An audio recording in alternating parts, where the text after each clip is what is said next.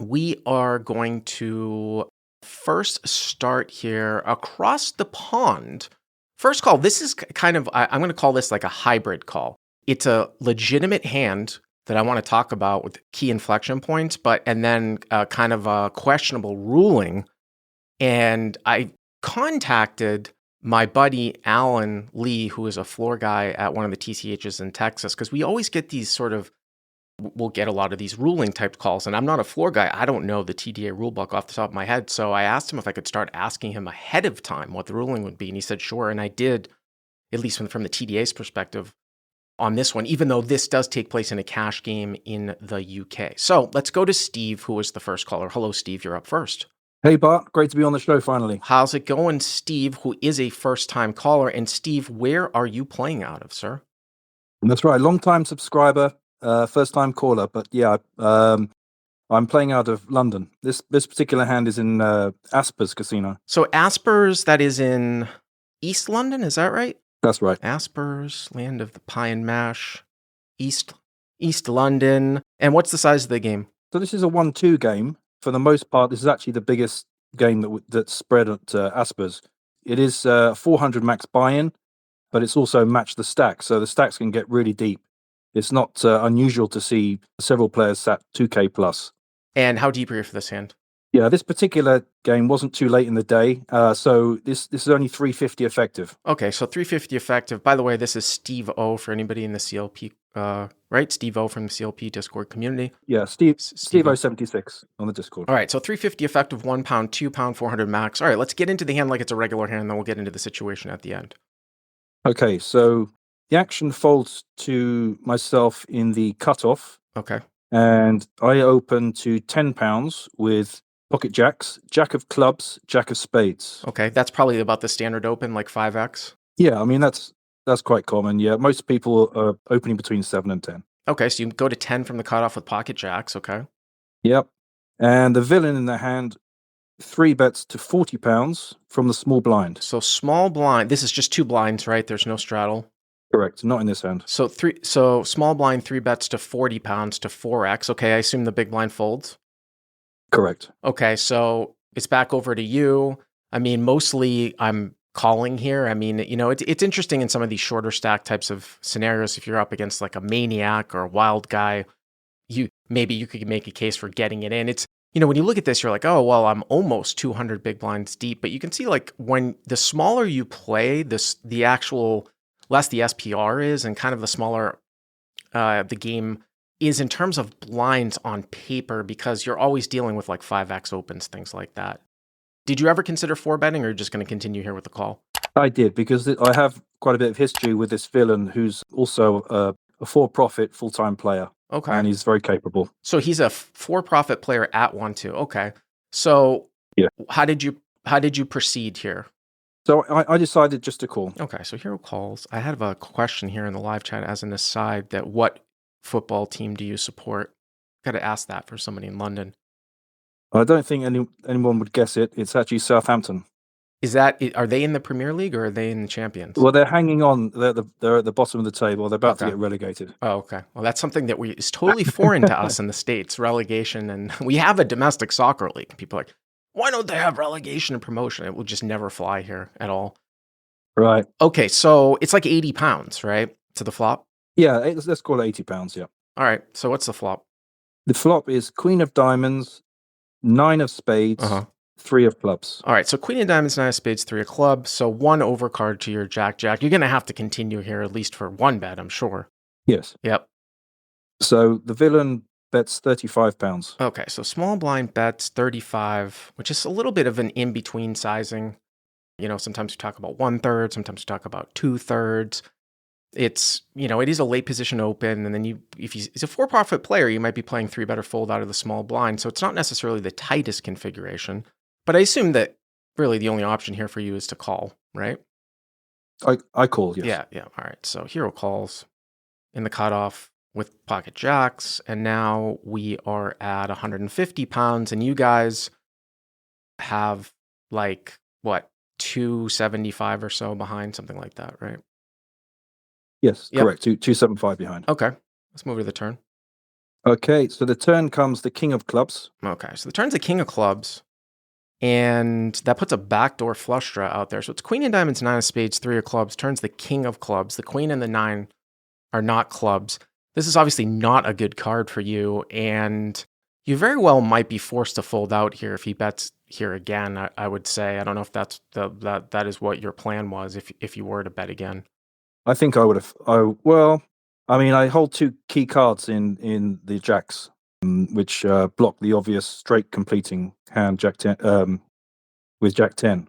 Yeah. I mean, obviously you do block the nuts, but obviously you're behind to like, ace king, aces, king queen, queens. I mean, the thing about what I think about too with your jacks is that when you start to think about like the types of hands that continue a barrel here that you're ahead of, you're blocking ace jack, you're blocking ace 10. Now, if he's playing three better fold strategy, he can have some other hands. He might have some ace x suiteds, and this is just a good sort of barrel card here. But I think that you have enough queen x and king x to continue if you do bet. What happens here on the turn? Well, villain actually checks now. Okay, so small blind checks, and this is where, from what I remember from the email, this is why I actually wanted to talk about this hand, because this is a kind of a key inflection point here. To me, on paper here, this seems like a pretty standard check behind. What did you do? Well, when he checks the turn, I saw it as kind of opening the door for me to start a bluff. So holding the pocket jacks, I thought I could easily have Jack 10 here. So I started my bluff at this point. So, I mean, I can understand wanting to start a bluff with some hands that have absolutely no showdown value, but what do you, like, you have jacks, so you beat anything but a king or a queen. So what are you trying to bluff here? Because you're ahead of like ace nine, pocket eights, pocket tens. Do you need to bluff, and what are you trying to bluff out here? Yeah, so I was when he checks the turn, I was thinking he had a lot of ace queen, ace king, possibly aces pot controlling. So this is a thinking villain, and they are capable of making big folds. So I think if I represent Jack 10 well enough, I might be able to fold out some of those hands. By the river? By the river, yes. I mean, the other thing too is you got to look at your stack size, right? So the pot's 150, you've got 275. Like if you were to go say like 2/3 here and he called, the pot would be 350. You'd have 175 left. So that's only about a half pot size bet left. So it's kind of an awkward type of situation. Personally, though, I got to tell you, Steve, I don't think I would choose this particular hand to run a bluff and try to get somebody, even if he is like a for-profit player at 1-2 to fold like ace king, something like that. Obviously, maybe you can get him off a queen, but you beat other hands. So I would rather take something sort of towards the bottom of my range here if I had it, and start maybe running a bluff if I wanted to consider that. And I'm kind of trying to think, but like say for example, like you had 9-10 suited here, same thing, and you defended and you called the flop bet, middle pair, turns the king. Are you starting to bluff with that? Or are you hung up on the fact that you've got blockers to Jack 10? Yeah, I think, I admit I got hung up at that point. When he checked the turn, straight away, it was the signal to start a bluff for me. Yeah, that's just what I decided to do. Yeah. And I started off with a small bet on the turn. So how much did you bet? I bet 50. Okay, so you were leaving yourself. Did you do the math? You're going to leave. So if you bet 50 and he calls, the pot's going to be 250 pounds.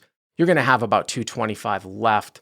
It's interesting, if you go half the size of the pot to 75 and he calls, the pot will be 300. You'll have 200 left. So it's one of these things where if you start going too large, you don't leave yourself at this exact SPR to really have any maneuverability.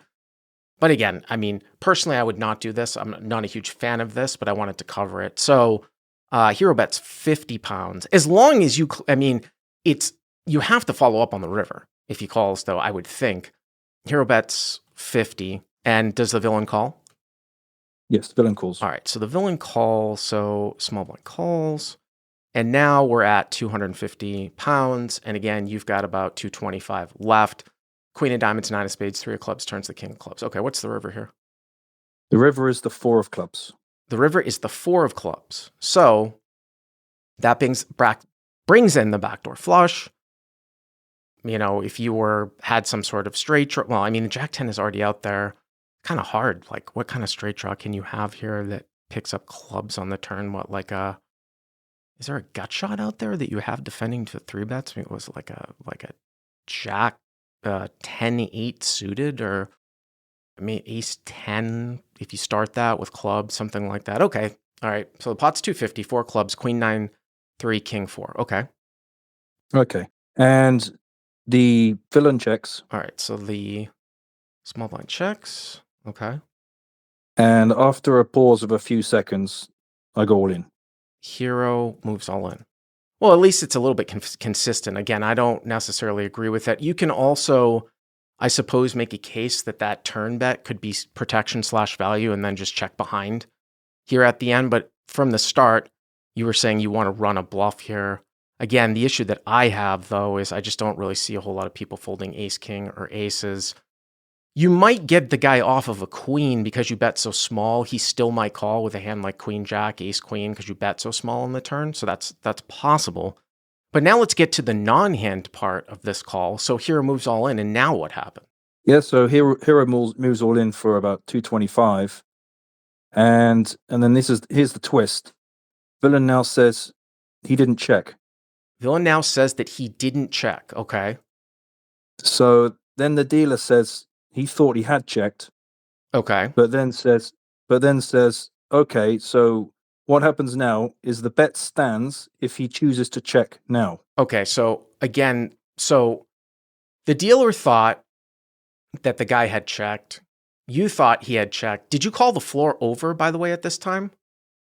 No, this is one of the reasons I sent this hand in. Uh-huh. I regret not calling the floor. Because, I mean, if the dealer says check, right? And then, I mean, it's one thing if nothing happens and then you bet and maybe the guy didn't do anything. But if the dealer says check, you moved all in. Do you guys have an all in button too as well? There is an all in card. Okay. I mean, I don't recall him throwing it in, but he started to separate my chips once I put them in as the all in bet. Okay. So, I mean, obviously the dealer thinks that there's a check.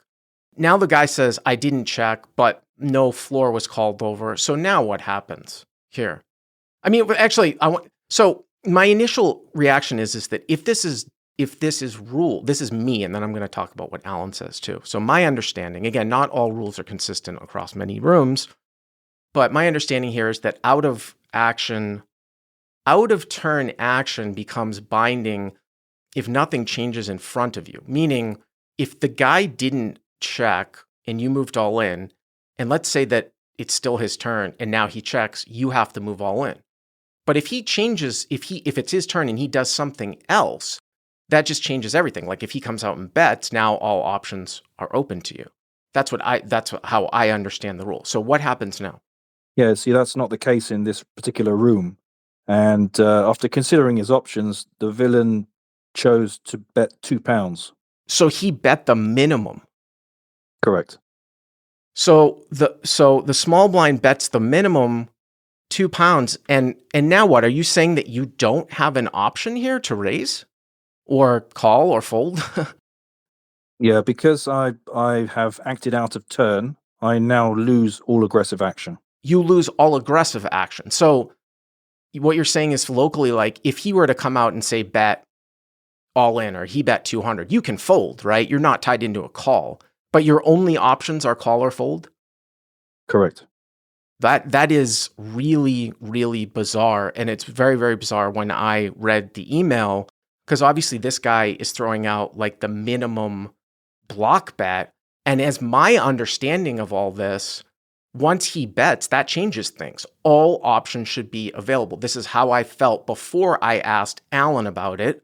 Really, really bizarre. Then I asked Alan about it, my friend, the floor guy in Texas, and he said, well, if the house rule is non-aggressive action, but that's a very weird rule, standard is action out of turn stands as long, or excuse me, that's a very weird rule. So he says, if the house rule is that, maybe, but that's a very rare rule. He says, the standard rule, which is the TDA, is that action out of turn stands as long as action doesn't change before it gets back to the action of the out of turn player, which is exactly what we're talking about here. Some action did change, so you would have all options open. That's the TDA rule. Now, this very well might be the local rule. I don't know why they would have that local rule. And I think it just tends to kind of like confuse things. And it's just one of these things where it could add to like, first of all, I think that you should have called the floor over immediately, especially when this guy tries to bet £2. Did you ever call and try to get a ruling here? No, I didn't. Like I say, I regret it. For some reason, in the moment in the hand, I felt that somehow I'd overlooked something. I'd somehow made a mistake, and maybe there was he hadn't checked, obviously, and I'd acted too hastily. So yeah, I regret not calling the floor over. But there was another thing going on as well. We're playing with a table full of recreational players, and I've always got the long term in mind. So I'm thinking about long term profits, not this particular hand. And I decided just to let him have this hand. It was 100 and something pounds. By the way, did you call the $2? By the way, yeah, I called the £2. So hero Do you want calls. the reveal? Yeah, what's the reveal? So villain turns over ace of clubs, queen of hearts. Oh, what a fucking angler. Here's the thing, especially with that reveal. And the other issue that I just kind of thought of that brings this up is like, and I'm not saying that this happened, but like if the dealer thought that the guy checked, see, these rules are in place so that no one can ever really like work with a dealer. Cause you can imagine how this kind of opens a can of worms where somehow say like this guy was like friends with the dealer or they were working or in cahoots or something like that. And the guy actually did check. The dealer says, okay, he checked. You supposedly act out of turn. And then he claims he didn't. Now, like he can pull this angle with his block bet. And this is what these rules are trying to like prevent. So I would say what I would take away from this, besides the fact that I wasn't a huge fan of your line, is that anytime anything like that happened, I would call the floor over. Especially, I don't know if you knew this rule, but this is a non-standard rule. So now I'm sure you will know it, but on a non-standard rule like this, especially if the dealer told me the guy checked and now I move all in and now the guy's claiming that he didn't check, you've got to call the floor over to protect yourself. Yeah. I mean, I did actually get a chance this afternoon to speak to a floorman about this hand, and he said I should have called the floor over immediately and they would have reviewed the hand on the cameras. It would have only taken a few minutes. And then if it was clear I was misled into acting out of turn by the dealer's prompting, then all the available actions would be available to me, everything. So if they thought that the dealer had said, hey, he checked, then all available options. By the way, too, just to wrap this up, when he bet the $2, did you know the rule or did the dealer say you can't raise? Well, yeah, I mean, I knew the rule and I just thought, oh, damn it, I've fallen into this trap. And I just reluctantly put in the £2. So you didn't even bring it up? You didn't even ask, like, can I raise? Or anything like that? No, I checked with the dealer. I said, so I can only call the £2. He goes, yeah, okay. Unfortunately, you can only call the £2 now. Yeah, that's Bush. I don't know why they have that rule in place, but again, this kind of brings up. I mean, there's another next week. We've got an interesting non-hand call involving a double board PLO bomb pot, and I'm going to be asking my friend Alan about these rules ahead of time so we actually know what the rule is. But thank you very much for the call. I appreciate it.